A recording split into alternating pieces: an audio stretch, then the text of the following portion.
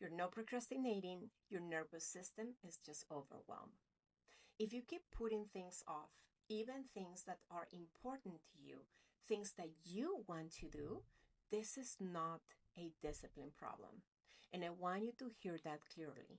This is not because you're lazy, not because you lack the motivation, and not because you're undisciplined or even broken. Most of the people I work with are intelligent, capable, self aware, and high functioning, and they still feel stuck. What they are experiencing isn't procrastination.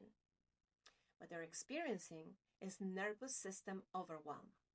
And once you understand this, the shame regarding procrastination starts to dissolve. Hi, I'm Dr. Erika Mateus. I'm a clinical social worker and the author of The Winning Mentality.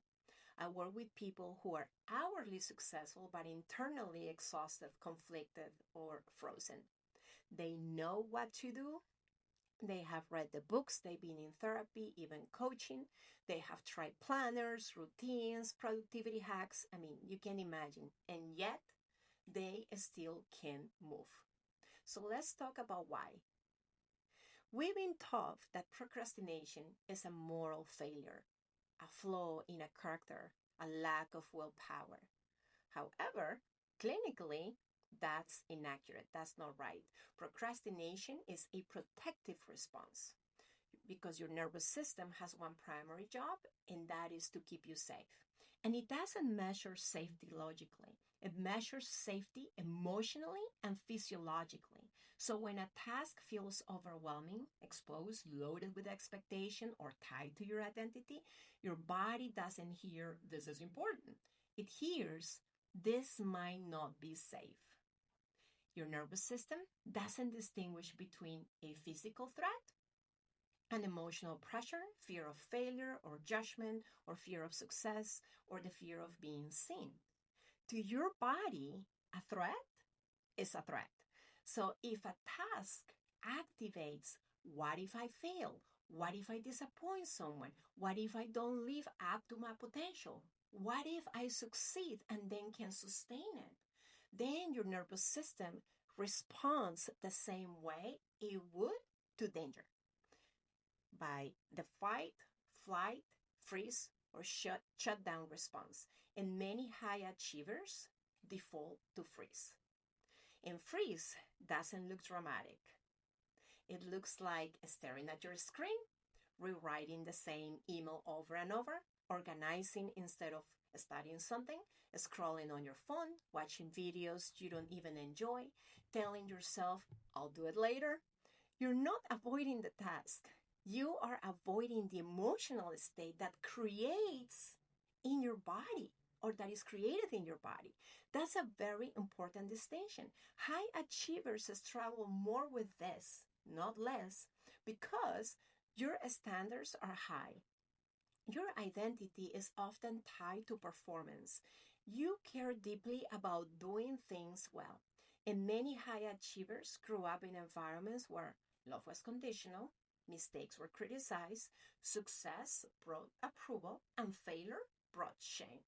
So the nervous system learns something early.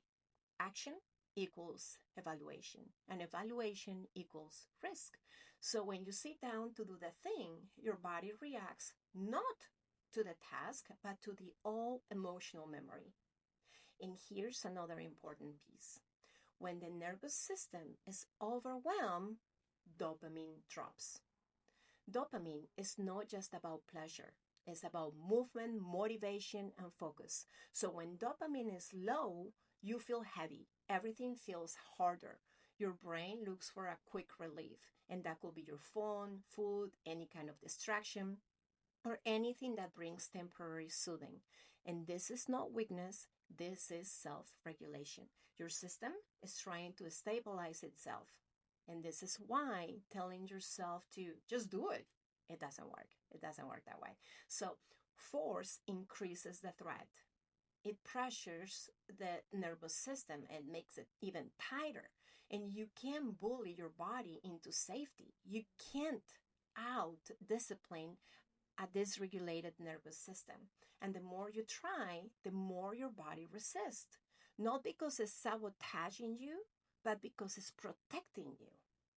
What works is regulation before action, safety before productivity. And probably this is how it will look. So, breaking tasks into much smaller steps, letting your body settle before starting something, shifting from I have to I'm choosing to, and releasing perfection and aiming for good enough. When the nervous system feels safe enough, action happens naturally. Not force, not strength, but organically. And I want to say this clearly. There is nothing wrong with you. It's not that you're broken, you're not failing, you're not behind. Your nervous system is responding exactly as it learned to. And when you stop fighting yourself and start understanding yourself, everything changes. This is where real confidence begins. This is where sustainable success comes from. So this understanding is one of the foundations of what I teach in the winning mentality.